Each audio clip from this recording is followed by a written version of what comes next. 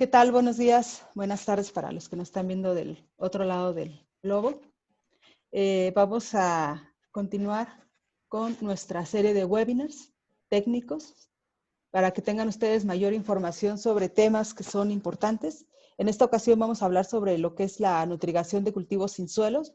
El día de ayer lo presentó el ingeniero Avi Schneider, es Product Manager de Fertilizer Water Soluble, de todo lo que son los fertilizantes solubles. Y a mí me corresponde darlo este día en español, pues para tener la misma información de ambas partes y vamos a continuar. Les invito por favor, a poner sus preguntas en el chat.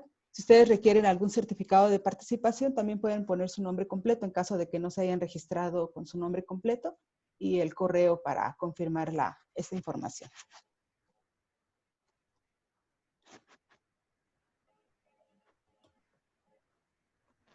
Bien, en este tema vamos a hablar sobre una introducción de lo que son los sistemas sin suelo. Vamos a profundizar ligeramente porque es un tema bastante amplio. Requiere semanas para dominarlo, obviamente, y sobre todo requiere mucha práctica. Sin embargo, aquí vamos a dar tips muy puntuales sobre lo que es el manejo de los cultivos sin suelo. Vamos a hablar, obviamente, sobre el tema que a nosotros nos compete, que es la nutrición. Hablar de los programas de nutrición, sobre lo que es el riego, el manejo del pH y de la conductividad eléctrica.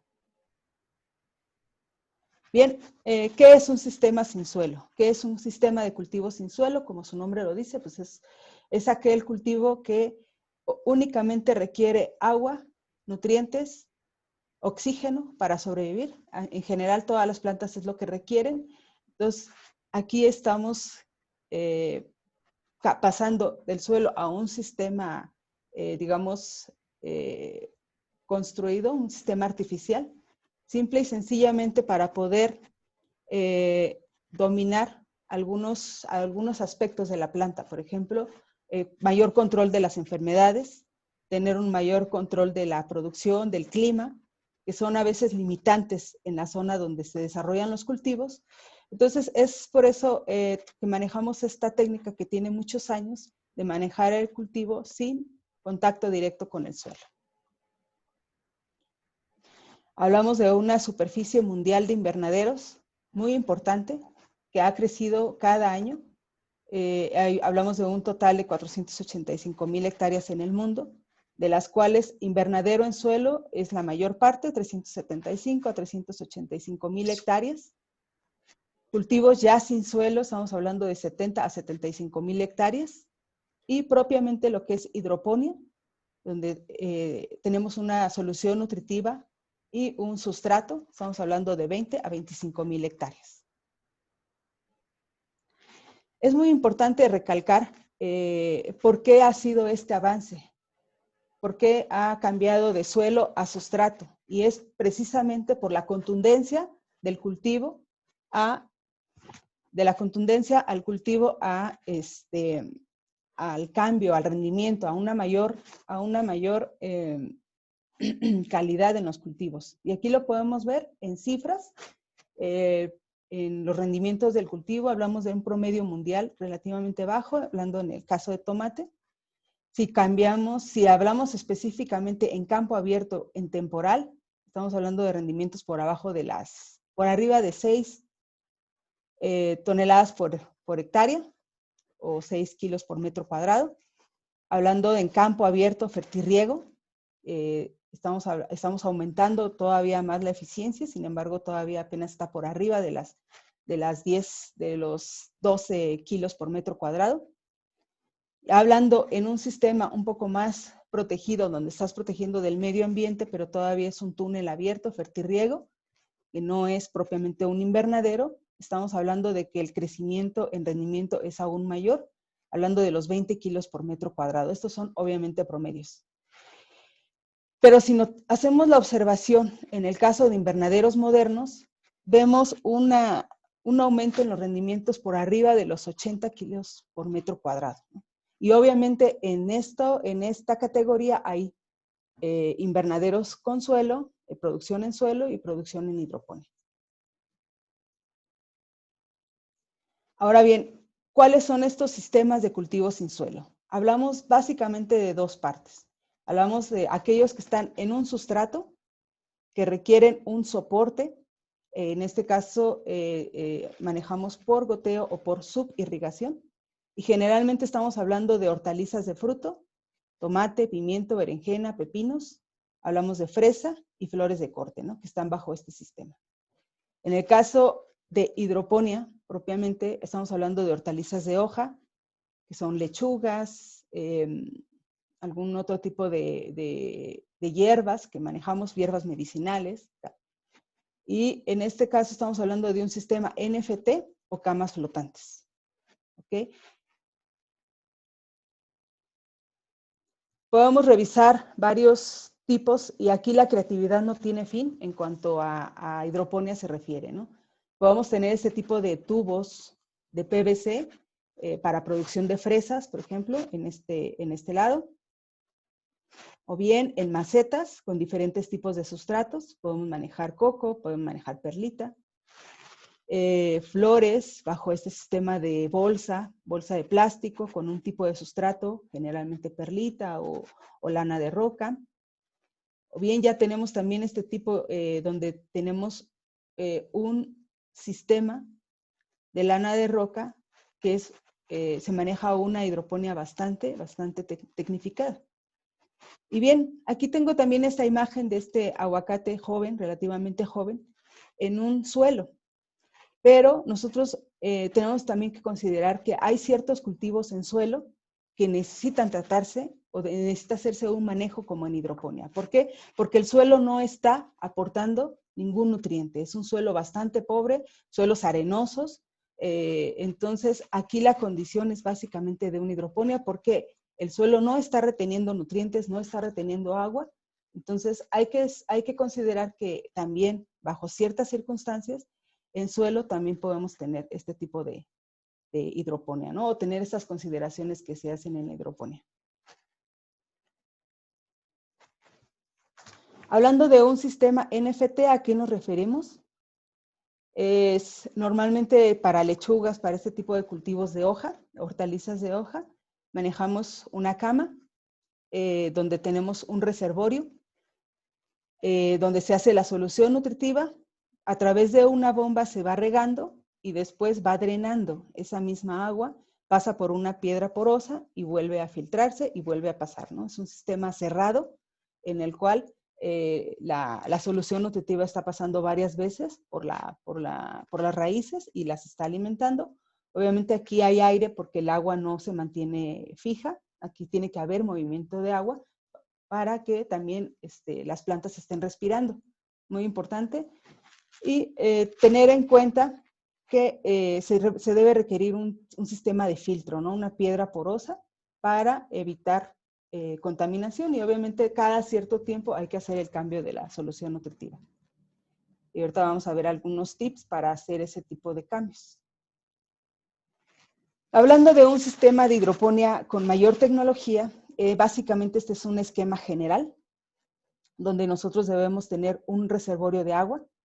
Esta agua puede venir ya sea de pozo, sistema de ósmosis inversa, agua tratada, pero es necesario para un sistema de hidroponía tener estos silos grandes de agua, tener agua en reserva porque todo el tiempo se está utilizando. Tener nuestra unidad de solución nutritiva o de conductividad eléctrica, llamamos unidad de conductividad eléctrica. Generalmente son 2 tanques, pueden ser más. Y obviamente después pasa al sistema de riego, donde se inyecta a un sustrato y se debe manejar un sistema de drenaje. Si es un sistema abierto, obviamente la mayor parte se va a perder, se va a ir al drenaje general, pero sí es importante captar parte del drenaje en el sistema para hacer nuestro monitoreo. Posteriormente voy a hablar de eso. Si es un sistema cerrado, tiene que pasar por un filtro de arena, un sistema de fumigación y reiniciarse al riego, ¿no?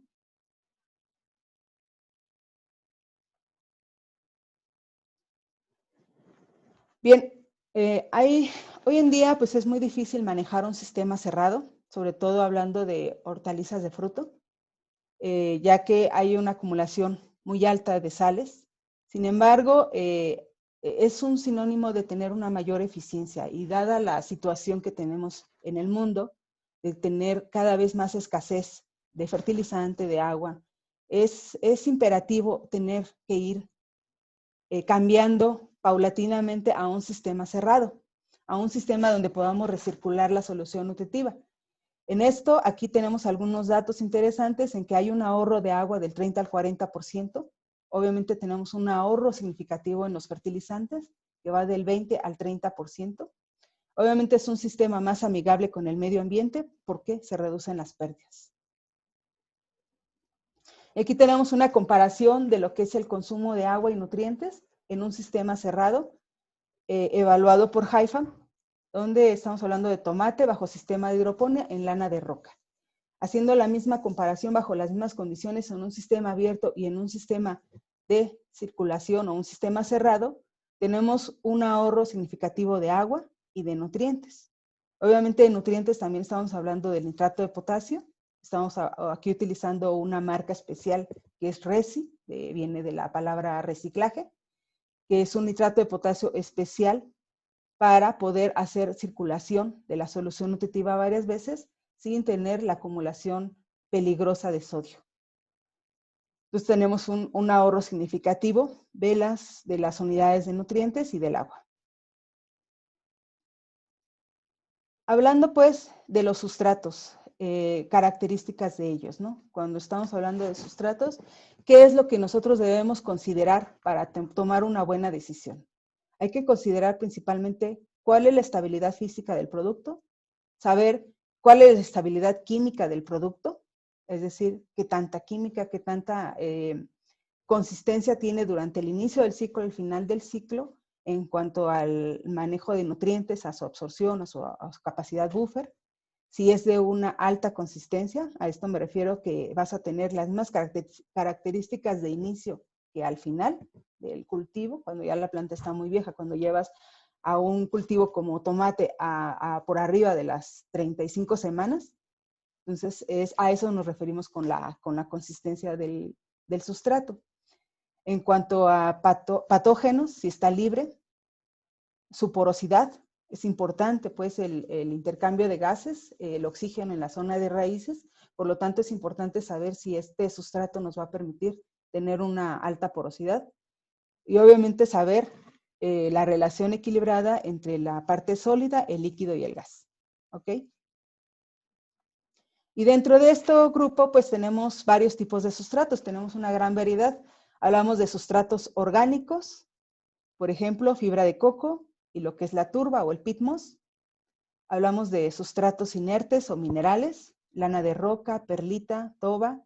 Aquí en México, pues se utiliza mucho el tezontle, viene siendo básicamente las mismas características.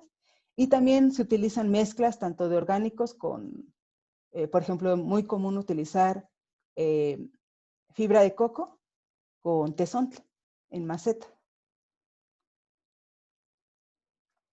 Y aquí hablando en general sobre algunas características de estos sustratos, hablando de la turba, pues es un sustrato parcialmente descompuesto. Ustedes saben, viene generalmente de los bosques del norte. Tiene una alta porosidad, estamos hablando del 85 al 90%. Es muy ácido. Aquí sí hay que manejar con cuidado la solución nutritiva porque tiende a acidificar todavía más la solución. Tiene una alta capacidad de intercambio catónico, tiene química, a eso nos referimos cuando tiene SIC, tiene química.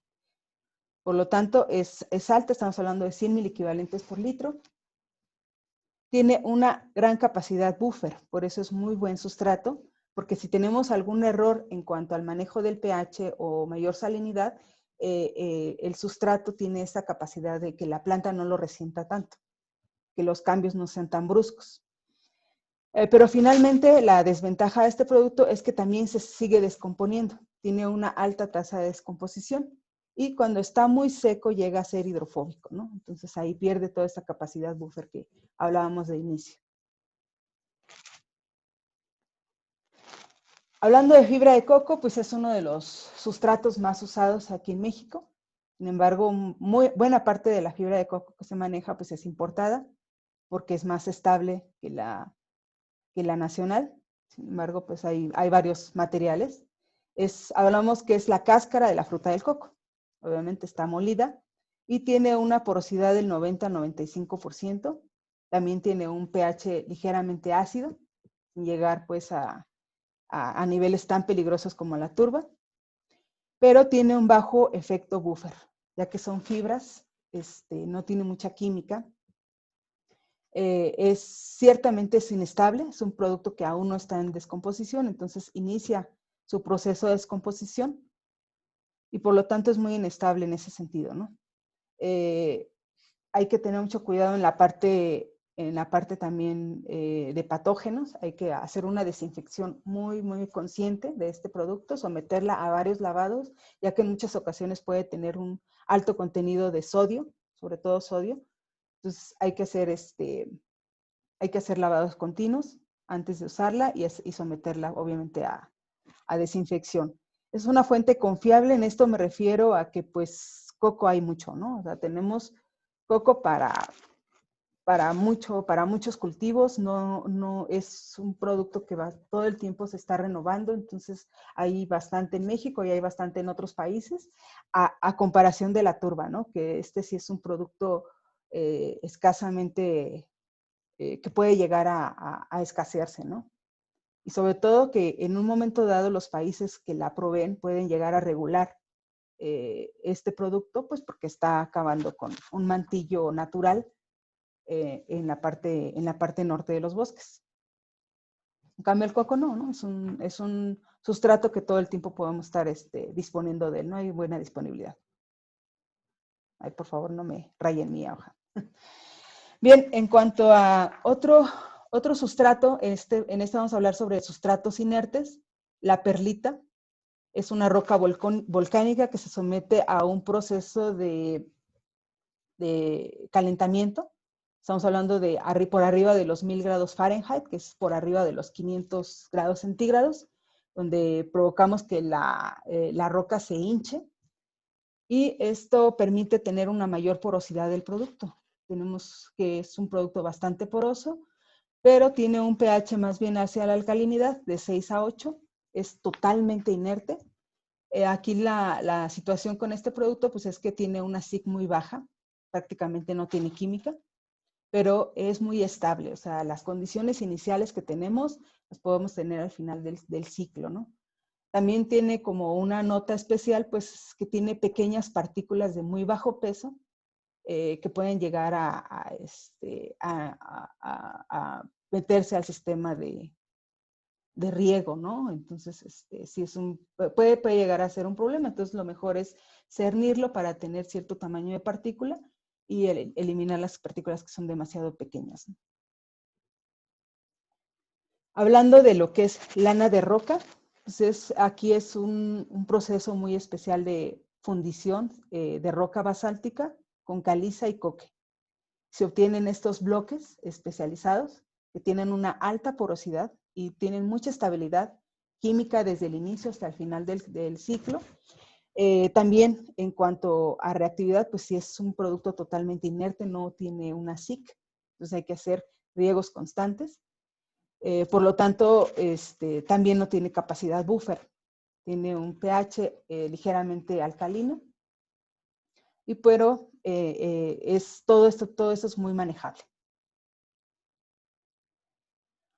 Aquí voy a hacer comparación, toba volcánica, también está el tesontle que entra dentro de la misma categoría. Es un producto, digamos, medianamente poroso, también llega a haber partículas demasiado pequeñas y es más bien de tipo arena. Tiene un pH ligeramente neutro que va hacia la alcalinidad. Tiene relativamente alta capacidad buffer. Su SIC es alta, digamos que dependiendo obviamente de la granulometría que se prefiera, pero digamos que puede variar en estos valores de 40 a 150 miliequivalentes por litro. Mecánicamente también es muy estable. Bien, ahora voy a hablar sobre lo que es los sistemas de nutrigación, que no es otra cosa más que el fertirriego de las soluciones nutritivas en este tipo de cultivos. Es importante considerar las características del sistema de hidroponía. Si es un sistema de hidroponía o sin suelo, ¿no? Hablando de sistema de hidroponía, solamente estas camas flotantes o sistemas NFT o sistemas sin suelo, que me estoy refiriendo básicamente a sustratos. Hay que considerar que en este punto que tenemos un volumen muy limitado de raíces. Por lo tanto, hay que hacer riegos frecuentes. Riegos pequeños, de menor tiempo, pero más frecuentes. Es un medio inerte, por lo tanto, la fertilización bajo ciertas circunstancias puede ser irritante. Tiene un limitado desarrollo de raíces, por lo tanto, tiene una alta sensibilidad a deficiencias de aguas y nutrientes. Eso sí es muy, muy importante que ustedes lo consideren. Por lo tanto, es un sistema que ustedes requieren estar supervisándolo todo el tiempo. Requiere supervisión intensiva. Si hacemos la comparación, obviamente, con suelo, ¿no? Un sistema de invernadero, cultivo en suelo, pues estamos hablando de un volumen de 500 litros por metro cuadrado. Mientras en un sistema de hidroponía tenemos un volumen de raíz de 20 litros por metro cuadrado, ¿no? Entonces, sí hay mucha diferencia en cuanto al espacio. Por lo tanto, el manejo del agua y de nutrientes tiene que ser muy preciso. Hablando de lo que es el riego, bueno, es necesario y es fundamental tener una nutrición eficiente, ¿no? Prevenir daño por salinidad. Eso es muy importante, la acumulación de sales en los sustratos se llega a dar y a veces tiene uno que hacer todo el tiempo lavados y es dinero echado a la basura, ¿no? Porque finalmente los fertilizantes cuestan, la solución nutritiva cuesta y estarla haciendo los lavados por un mal riego, pues siempre se refleja en la parte económica, ¿no? Hay que tener en consideración la localización de los goteros, afecta pues la eficiencia del riego.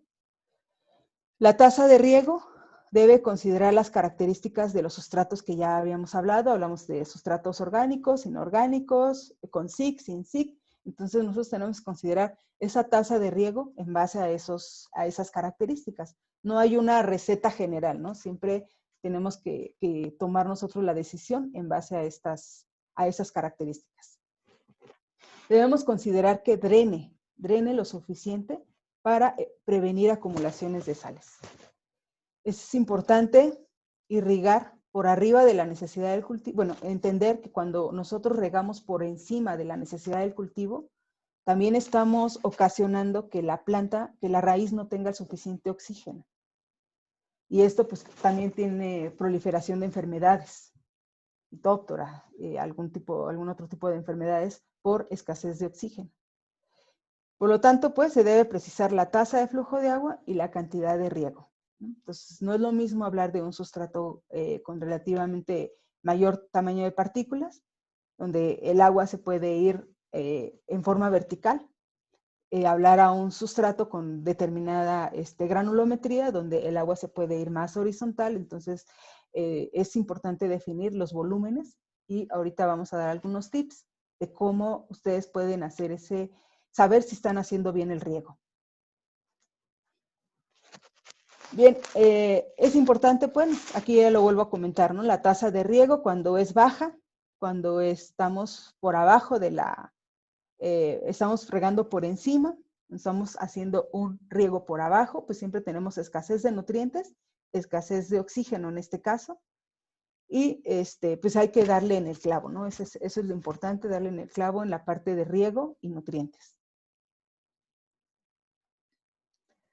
Bien, en cuanto a lo que son los fertilizantes, es importante nosotros hacer una buena selección. Obviamente, cuando estamos hablando de hidroponía, estamos hablando de fertilizantes muy especializados, hablando de fertilizantes solubles, no que nosotros podamos solubilizar, porque me ha tocado ver ocasiones en las que solubilizan fertilizantes que normalmente van para suelo, que se aplican granulados al suelo. Entonces, es muy importante elegir fertilizantes solubles que sean de alta calidad, que tengan una alta pureza y sobre todo también considerar que sean bajos en sodio y cloro, principalmente sodio, lo que más nos puede llegar a ocasionar problemas en los sistemas de hidroponía. Perdón. para nosotros poder lograr una composición precisa de los nutrientes, pues también necesitamos tener un fertilizantes que garanticen. Salirme porque alguien está haciendo travesuras. No puedo. Bueno, aquí elegir pues los fertilizantes con las garantías en cuanto a los contenidos de nitrógeno, fósforo y potasio, para nosotros obviamente obtener una solución nutritiva que nos permita hacer nuestro riego como debe ser. Es decir, si nosotros tenemos la garantía del producto, pues no está de más a veces incluso mandarlo a analizar para estar seguros sobre la composición del producto. Monitorear todo el tiempo la conductividad eléctrica, el pH, hacer los ajustes para asegurar las condiciones de crecimiento apropiadas. Es muy importante hacer el monitoreo. Esto es lo que nos va a indicar a nosotros si estamos haciendo bien el riego o no. Y bueno, y partimos también de que los fertilizantes se deben manejar un método de 2 tanques. Obviamente hacemos soluciones nutritivas concentradas que después se inyectan a un sistema de riego. Y pues mínimamente necesitamos 2 tanques donde manejar estas soluciones concentradas para evitar formar precipitados. Y bueno, en base a esto, quiero comentar también que Haifa ha desarrollado muchos productos, ya que la hidroponía es uno de los principales nichos a los cuales nosotros nos estamos abocando. No es el único, obviamente, pero es uno de los principales. Y hemos desarrollado productos que dan soluciones. Hablábamos hace un momento de un nitrato de potasio resi, viene de la palabra reciclaje, que se puede utilizar para poder reciclar varias veces la solución nutritiva sin el aumento peligroso, sobre todo de la concentración de sodio. Vamos hablando de nitrato de calcio mucho más concentrado, mucho más soluble, la línea Prime. Algunas otras especialidades, por ejemplo, GrowClean y Vitafosca, que nos permiten hacer menos uso de los ácidos y nos permiten mantener el calcio soluble, las tuberías limpias, sin el manejo peligroso, por ejemplo, de ácidos. Hay muchas empresas hoy en día, sobre todo las que se están certificando para ser certificando con buenas prácticas, que les están restringiendo el uso de ácidos. Entonces, esta puede ser una muy buena solución, el utilizar Haifa GrowClean como fuente de fósforo, donde no está precipitando con fuentes como calcio y además mantiene, hace la función pues del ácido, ¿no? Mantener todo lo que son las líneas de riego limpias. Y manejamos también microelementos incluso resi, bueno, con quiere decir que no tienen sodio, tienen el elemento, por ejemplo, Haifa micro, fierro, y normalmente viene con sodio, en este caso puede ser potasio, vienen libres de sodio. Me salió totalmente, a ver si. No me dejan de rayar mi pantalla. Bueno, en cuanto a qué parámetros hay que considerar. Es importante saber que tenemos 2 etapas principales en la planta. Estamos hablando etapas fisiológicas de la planta, etapa vegetativa y etapa generativa. También el manejo que se hace puede hacer en base a estos 2 canales. Si a nosotros nos interesa tener mayor producción de hojas para después tener mayor producción de fruto, entonces podemos tener una primera etapa muy vegetativa y después llevarla hacia una etapa generativa. Hay que tener consideración también parámetros del medio ambiente y hacer siempre, saber nuestra calidad de agua de riego, mandar a analizar nuestra agua de riego para saber cuáles son los aportes que tenemos, pero también saber cuáles son las limitantes que podríamos tener, cuál es el nivel de sodio o cloro que tenemos en nuestra agua y que en un momento dado nos pueden limitar nuestra producción o se puede manejar o no se puede manejar. Saber cuál es la temperatura. Es muy importante, hoy en día también se maneja medir la radiación para saber en qué momento empezamos a regar y en qué momento dejamos de regar. Y bueno, obviamente saber las características del sustrato, ¿no? ¿Cuál es el sustrato que nosotros vamos a manejar para que con ello tomar nosotros decisiones sobre nuestro cultivo? Espérame. Bien,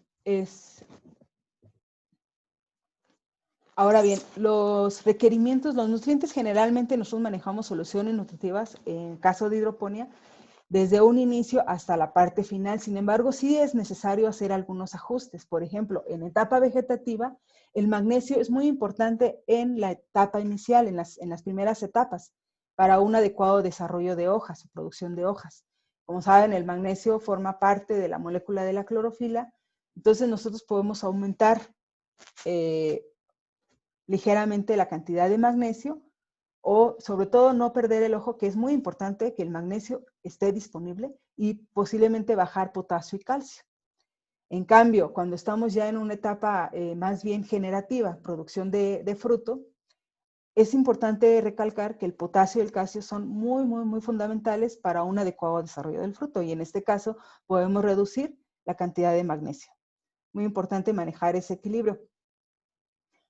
Y bien, considerar que en etapas de invierno la planta absorbe nitrógeno, perdón, la absorción de nitrógeno puede estar inhibida por algunos aniones, por ejemplo, sulfato y cloro.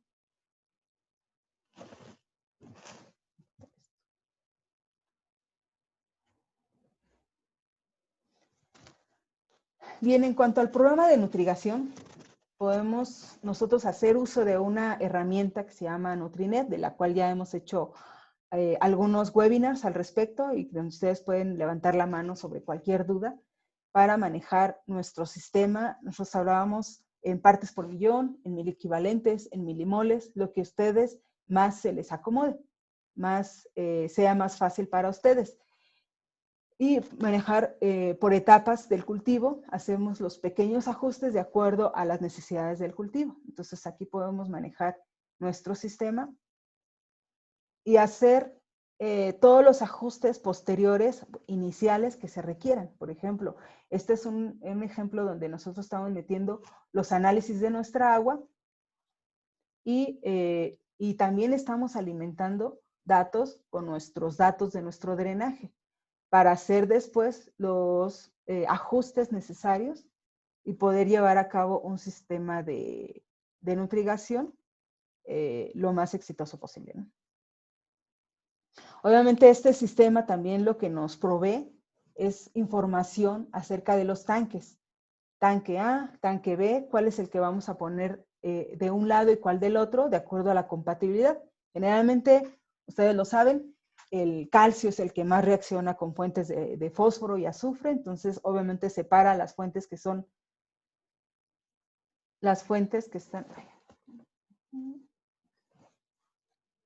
en el tanque A, las fuentes que son compatibles con el nitrato de calcio, y en el tanque B, las fuentes que no son compatibles, ¿no? Y aquí ya vienen los kilos de acuerdo al volumen del tanque y de acuerdo a las veces que estamos concentrando nuestra solución nutritiva.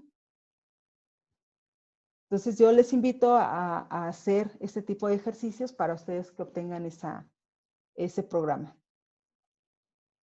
Y bueno, muy importante hacer el monitoreo de lo que es la solución nutritiva y del drenaje.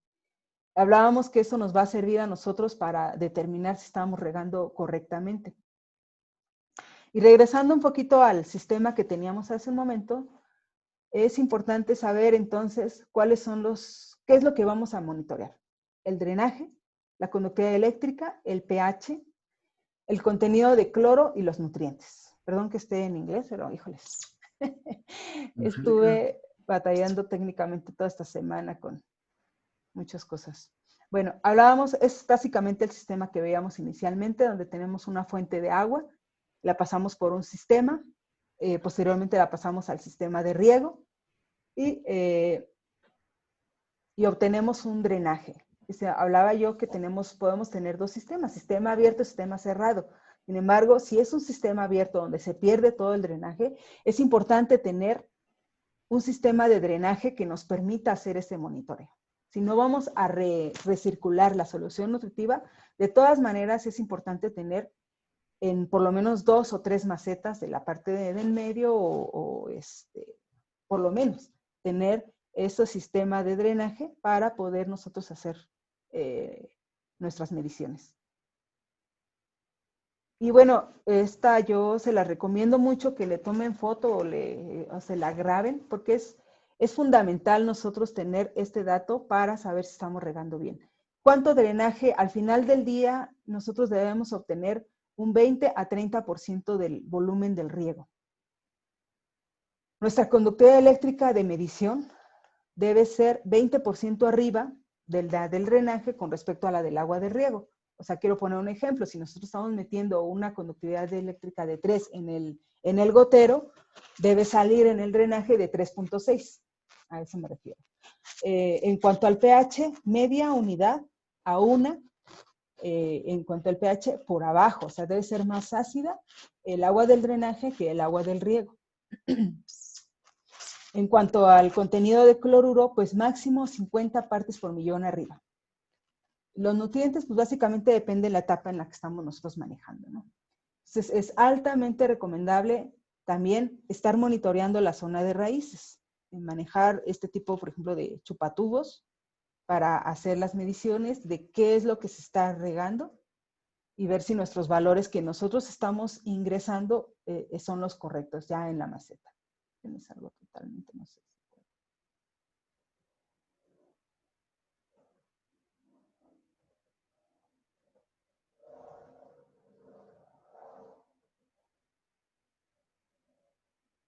Bien. En cuanto al pH, es muy importante que ustedes tomen en cuenta esta diapositiva. Es el caballito de batalla de todos. ¿Por qué? Porque hay nutrientes que están más disponibles cuando el pH es muy ácido y hay otros nutrientes que están más disponibles cuando el pH es más alcalino. Sin embargo, nosotros podemos dar como una opción manejar nuestro pH en este rango donde, digamos, podemos tener suficiente cantidad de todos o disponibilidad de todos los nutrientes, digamos, en un pH de 5.5 a 6.5.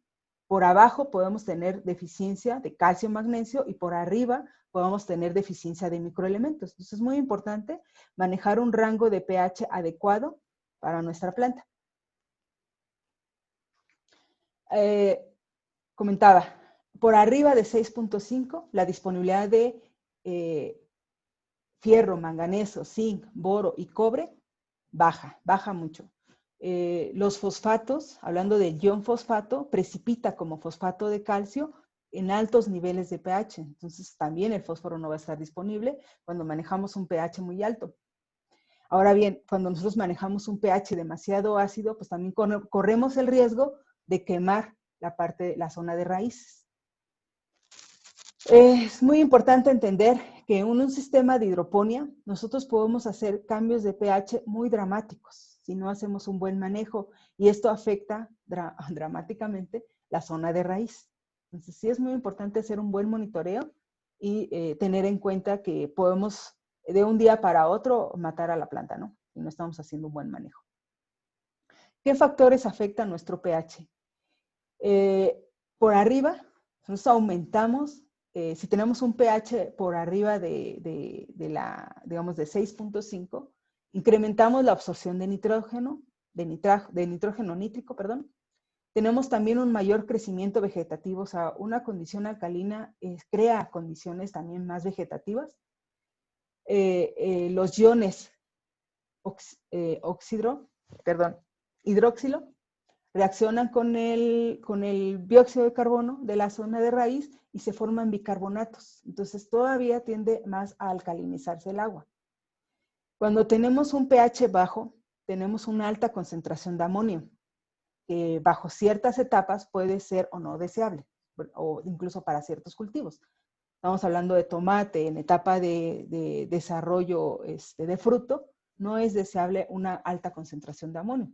Estamos hablando en etapas iniciales, bueno, tal vez no haya tanto problema con la concentración alta de amonio. Podemos tener generalmente un pH ácido tiende hacia un desarrollo más generativo y también incrementa la absorción de potasio.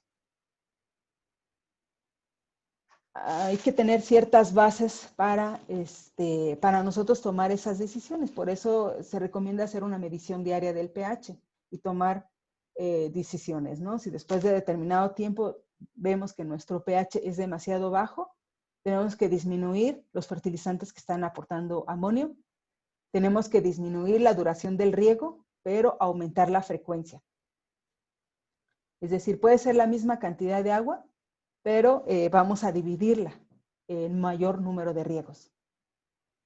Vamos a dirigir el cultivo hacia una condición más vegetativa. Vamos, por ejemplo, bueno, puede ser una de las prácticas culturales, disminuir la carga de fruta.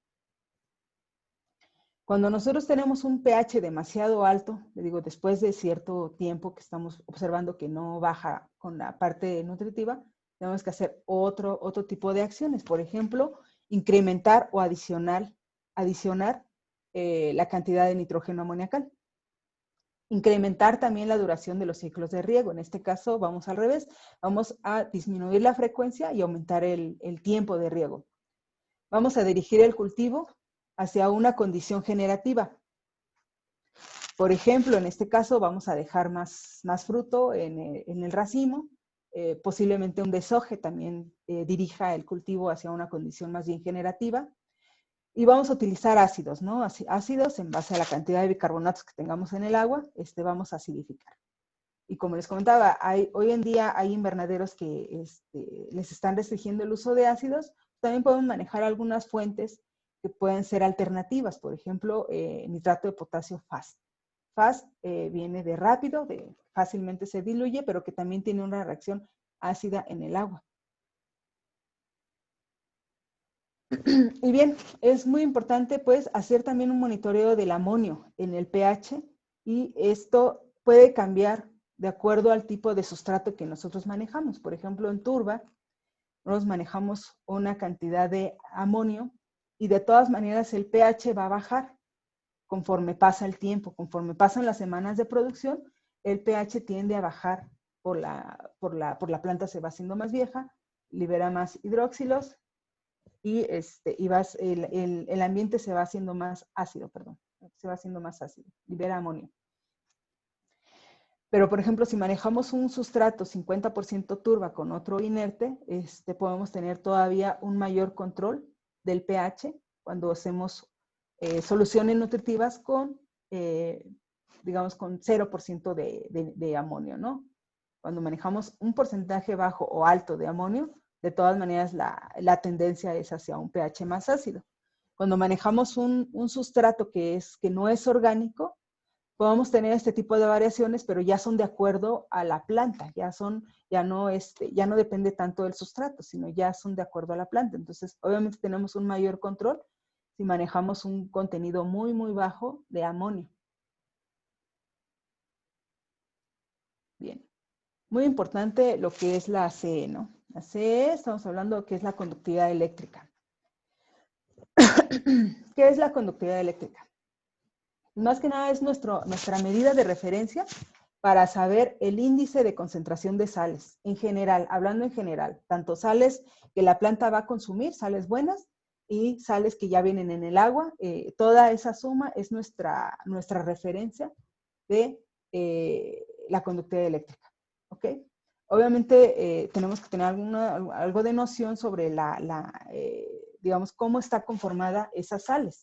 Normalmente la concentración de cloro y nitrato contribuyen a una mayor proporción de la conductividad eléctrica, dado que son aniones muy solubles y además que la planta, en el caso del nitrato, pues lo consume en mayor volumen. Y bueno, la regla del pulgar, a esto nos referimos a que es algo que debemos saber cuando manejamos hidroponía. Es 10 miliequivalentes, cationes y aniones, obviamente contribuyen a 1 milisiemens de la conductividad eléctrica. O sea, con esto me estoy refiriendo que si nosotros estamos manejando una conductividad eléctrica de 3 en nuestra solución nutritiva, quiere decir que estamos manejando 30 miliequivalentes de cationes y 30 miliequivalentes de aniones. A eso nos estábamos refiriendo, ¿no? Es la regla del pulgar. En cuanto al efecto de la conductividad eléctrica en la disponibilidad de nutrientes, podemos manejar rangos, ¿no? Cada condición es diferente de acuerdo al tipo de agua, pero sí es importante que al menos 1.5 milisiemens por centímetro es la conductividad ideal de comida que nosotros requerimos. Esto debe ser por arriba de la cantidad de sodio y cloro que nosotros estamos manejando en nuestra agua. Entonces, es una regla general para varios tipos de cultivos y etapas de crecimiento. Obviamente, hay algunos cultivos que podemos aumentar la conductividad eléctrica sin disminuir el rendimiento y aumentando incluso la calidad de la fruta. Y aquí, por ejemplo, tenemos dos casos, ¿no? Si tenemos una conductividad muy baja, la planta absorbe mucho mejor el agua, digamos, se mantiene bien hidratada, pero podemos tener una deficiencia de nutrientes. Por el contrario, si nosotros manejamos unas conductividades altas, pues esto afecta la absorción del agua, ¿no? Estamos obligando a la planta a cambiar su potencial osmótico. Diana, por favor. Afecta la absorción de agua y eso no nos deja que la planta absorba la cantidad suficiente, ¿no? Y esto obviamente puede ser que la planta absorba mayor cantidad de nutrientes, pero también se reducen los rendimientos, ¿no? La ley de Massey-Hoffman es que a cierto umbral de conductividad eléctrica tienden a bajar los rendimientos, ¿no? Y bueno, podemos llegar a tener quemaduras de agua. Es importante entender que de acuerdo a este volumen que manejábamos, que en el caso de sustratos siempre son volúmenes bajos, en cultivos sin suelo tenemos un nivel de salinidad que puede aumentar o bajar rápidamente y esto afecta obviamente el crecimiento de las raíces.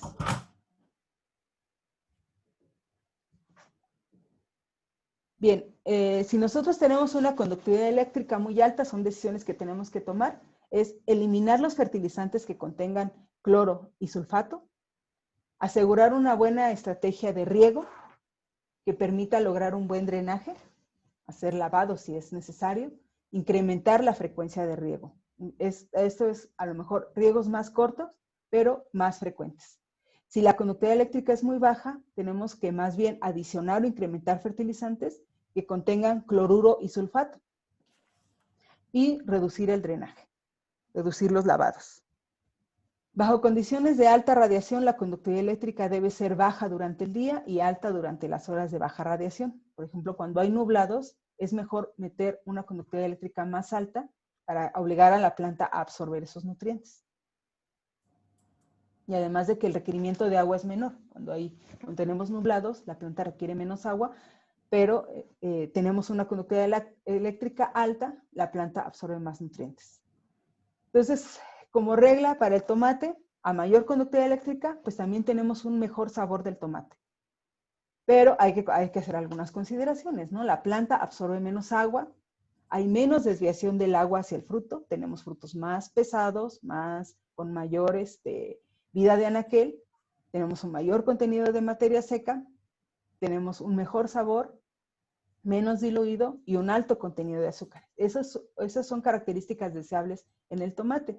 Sin embargo, pues hay que buscar el equilibrio para no afectar en forma peligrosa los rendimientos, ¿no? O sea, sí es importante entender que bajo una condición de conductividad eléctrica alta podemos afectar los rendimientos potenciales del cultivo, ¿no? Y bueno, y esto no es una regla general para todos los cultivos, ¿no? Por ejemplo, en Chile es un poquito más sensible todavía a la salinidad que el caso de tomate. Y bueno, ya aquí en esta parte voy a terminar. Esto es como tarea de casa para que ustedes lo razonen, entender. Como un resumen, los sistemas de cultivo sin suelo son altamente eficientes, ¿no? Pero son muy sensibles, por lo tanto se requiere monitorear. ¿Para qué nos sirve monitorear? Para saber si estamos haciendo bien las cosas. No podemos estar adivinando. El riego y la nutrición deben ajustarse a los requerimientos del cultivo con gran precisión. Buscar siempre la mayor precisión en el riego y en la nutrición. Muchas gracias, Angélica. ¿Me escucha? Esto es fundamental para cultivos. Sí, Odette. ¿Tú me oyes? Sí, hay algunas preguntas que voy a preguntar, preguntarte, preguntas de los participantes. Sí, nada más quiero terminar. Sí, que no Dame, tenían... esta sí ya es la última. Nada más invitarlos nuevamente a utilizar nuestra herramienta, que es gratuita, se opera en internet, y que pues tenemos un equipo aquí en México que podemos apoyarlos y en algunos países también tenemos equipo que puede apoyarlos, me refiero a técnicos en cuanto a sus dudas. Y tenemos desde sistemas muy sencillos, por ejemplo, para hacer conversiones sencillas de miligramos por litro, milimoles por litro o miliequivalentes por litro, ¿no? Ahora sí, Oded. Muchas gracias. Muchas gracias. Gracias. Primero, toda la presentación vamos a grabar y va a ser disponible en la próxima semana en la página web de Haifa para todos ustedes. Algunas preguntas, Angélica, hay muchísimas. ¿Qué fertilizantes no podemos mezclar? ¿Qué fertilizantes serán peligrosos para mezclar para evitar posibles taponamiento o precipitaciones? Sí, bueno, es muy importante en la solución nutritiva final pueden ir todos los nutrientes porque finalmente es una concentración muy baja. Ahí no debe haber ningún problema. Estamos manejando conductividad eléctrica de 20 miligramos por litro, 20 miliequivalentes por litro. Entonces, en esa concentración todos los nutrientes están disponibles para la planta. O sea, es importante en el riego que todos los nutrientes estén disponibles en cada gota. Pero si estamos hablando de soluciones stock, donde hacemos concentraciones, es importante separar el calcio de las fuentes que tengan fósforo y azufre. Entonces manejamos 2 tanques por lo menos, donde manejamos el nitrato de calcio con todos los que son compatibles con el nitrato de calcio, y por otro lado los fertilizantes que tienen azufre, sulfato de potasio, sulfato de magnesio, y todos los que tengan fosfatos, ¿no? MKP, fosfato monopotásico, ácido fosfórico. Entonces es básicamente para evitar problemas de taponamiento. Ok, sobre la conductividad eléctrica, tiene que ver sobre la disponibilidad, conductividad eléctrica alta de algunos nutrientes como calcio y sobre la producción apical. A ver, otra vez no te entendí bien la pregunta. Sobre Blossom End Rot. Ajá. Sí, la conductividad eléctrica interviene en el Blossom End Rot.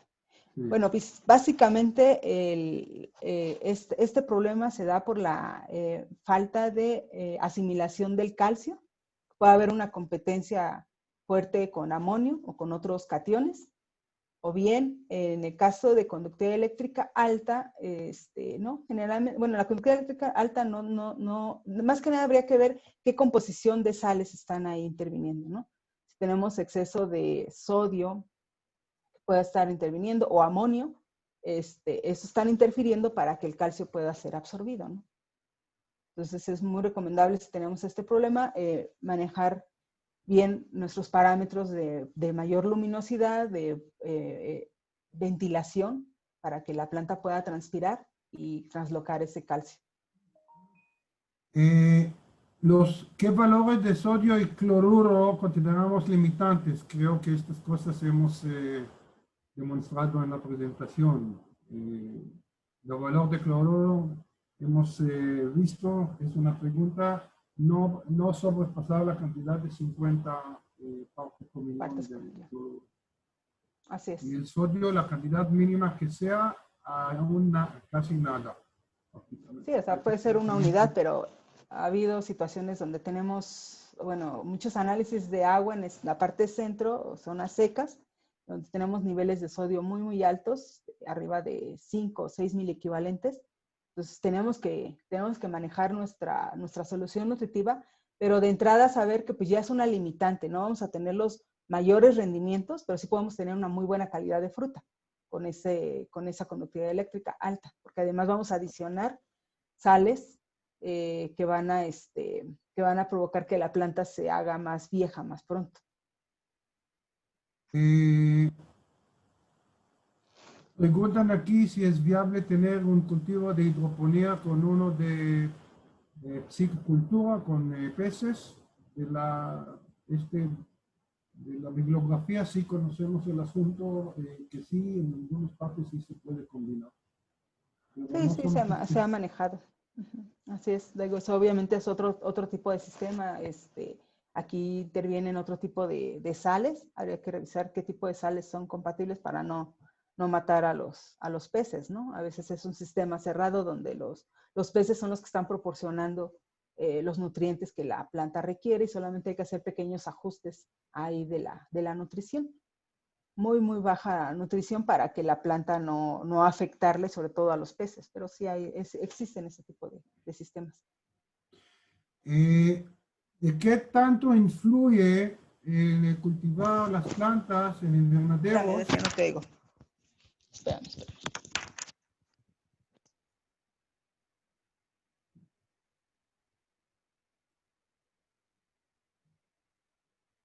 ¿Ok?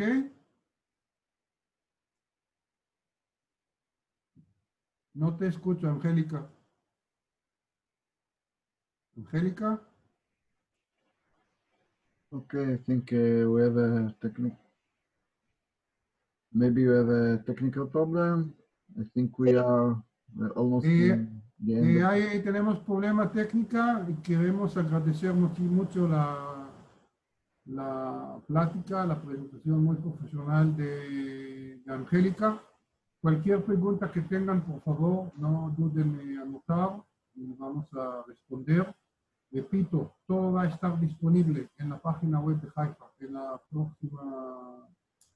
próxima semana. Y disculpa porque el tiempo ya se acabó para nosotros, para el webinar. No sé si tú quieres terminar y decir algo, Yoshua. Yoshua, te está yendo. Okay, bye bye everybody. See you soon. Gracias, no sé si me oyen a mí.